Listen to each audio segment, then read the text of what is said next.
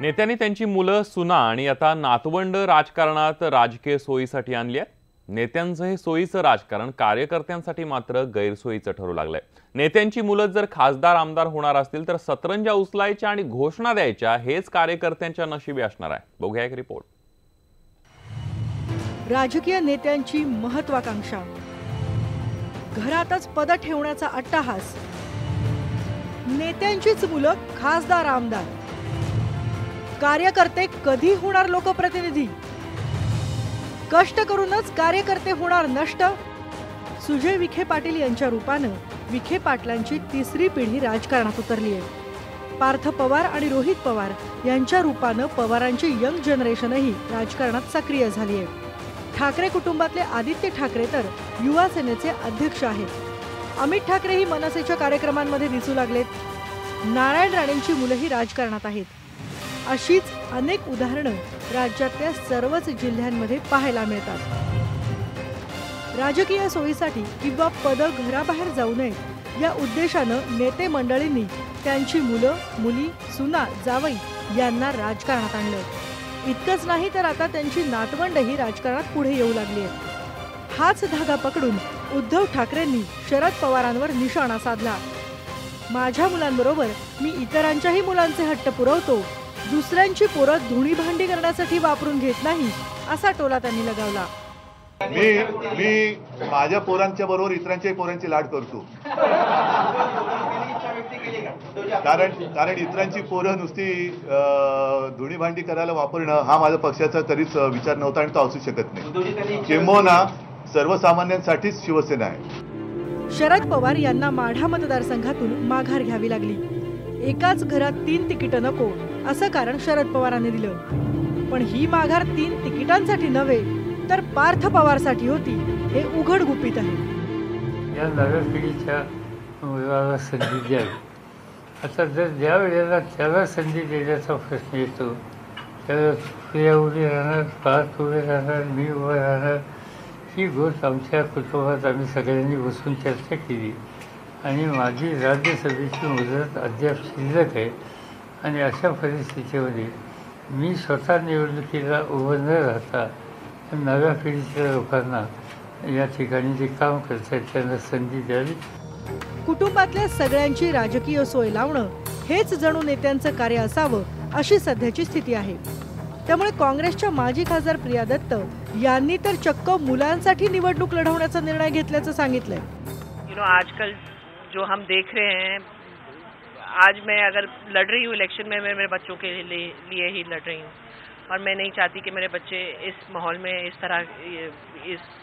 में बड़े हों.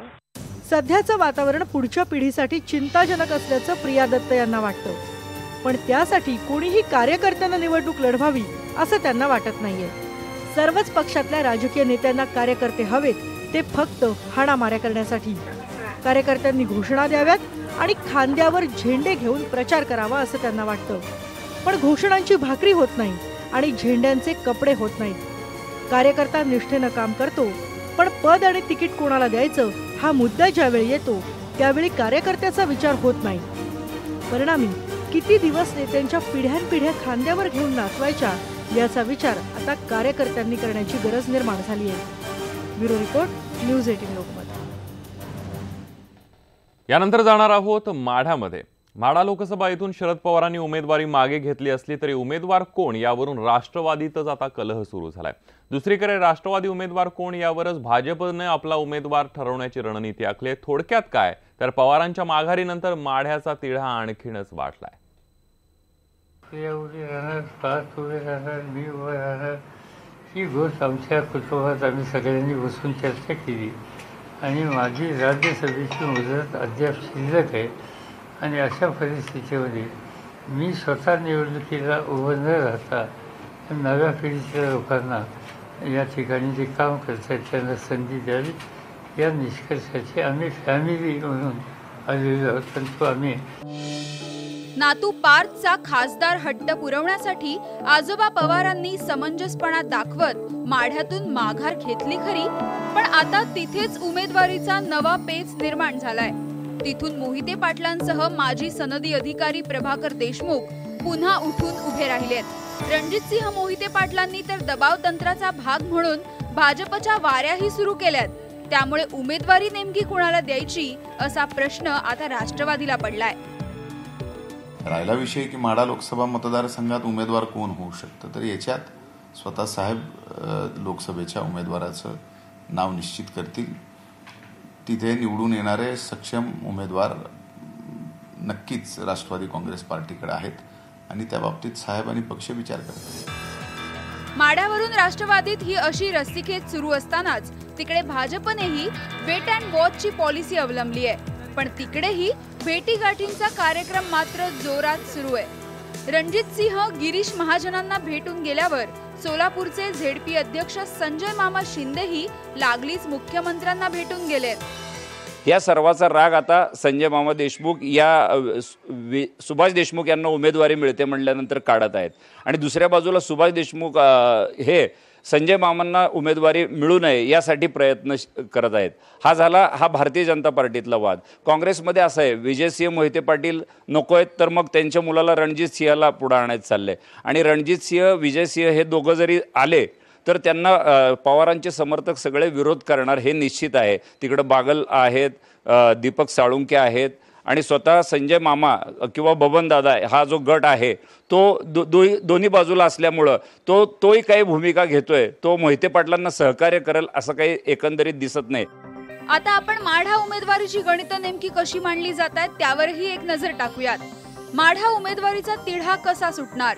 राष्ट्रवादीने प्रभाकर देशमुखांना उमेदवारी दिली आणि समजा राष्ट्रवादीने रणजितसिंह मोहिते पाटलांना तिकीट दिलं तर भाजप संजय मामांना उतरवणार। यासोबतच राष्ट्रवादीतर्फे दिलीप साळुंखे तर भाजपकडून सुभाष देशमुख यांचीही नावं चर्चेत आहेत। सातारा किंवा कोल्हापूर दोन्हीही ठिकाणी राष्ट्रवादी काँग्रेसचे स्थानिक आमदार आणि पदाधिकारी यांचा विरोध असूनही विद्यमान खासदारांनाच उमेदवारी देण्यात आली। माढामध्ये मात्र असं झालं नाहीये।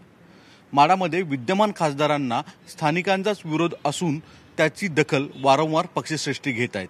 यामुळेच राष्ट्रवादीमधील धुसफूस वाढतीये। असं म्हणलं जातं की पुढच्या काळामध्ये अचानक राष्ट्रवादीचाच अनेक वेगळा चेहरा माढाचा उमेदवार असू शकतो।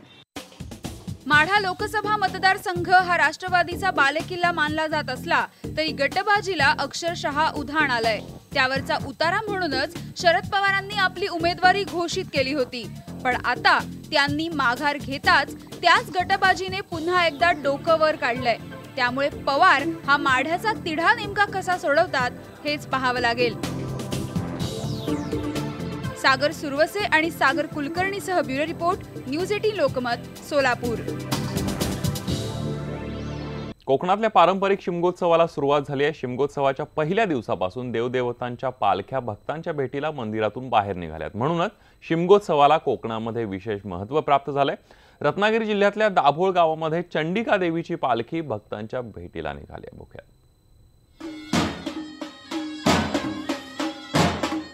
शिमगा म्हटलं की अनेकांचे पाय आपोआपच कोकणाकडे वळतात। शिमग्यानिमित्त दापोलीतल्या चंडिका देवीच्या पालखीची 300 वर्षांची परंपरा आजही कायम आहे। दाभोळच्या चंडिका देवीची पालखी दरवर्षीप्रमाणे फाग पंचमीला देवळातून बाहेर पडते आणि दुसऱ्या दिवसापासून भक्तांच्या भेटीसाठी ही पालखी प्रत्येक घरात जाते। शिमगोत्सवामुळे गावातील वातावरण सुद्धा आनंदी आणि भक्तिमय झालंय।